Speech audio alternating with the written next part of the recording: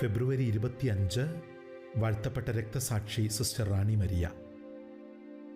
ദൈവസ്നേഹത്തിൻ്റെ പാരമ്യമാണ് രക്തസാക്ഷിത്വം. ഭാരതസഭയിലെ പ്രഥമ രക്തസാക്ഷിണിയാണ് വാഴ്ത്തപ്പെട്ട സിസ്റ്റർ റാണി മരിയ.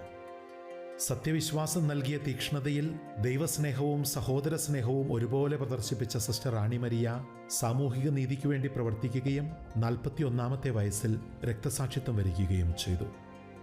എറണാകുളം ജില്ലയിലെ പുല്ലുവഴി ഇടവകയിൽ 1954 ജനുവരി 29 വട്ടാലിൽ കുടുംബത്തിൽ പൈലി ഏലീശ്വ ദമ്പതികളുടെ 7 മക്കളിൽ 2ാമത്തെ മകളായാണ് റാണി മരിയ ജനിച്ചത്.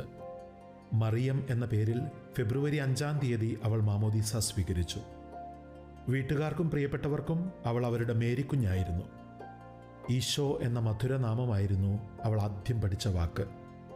വല്യമ്മച്ചിയോടൊപ്പം എന്നും പള്ളിയിൽ പോയിരുന്ന മേരിക്കുഞ്ഞ് ഭക്തിപൂർവ്വം ദിവ്യബലിയിൽ പങ്കെടുത്തിരുന്നു.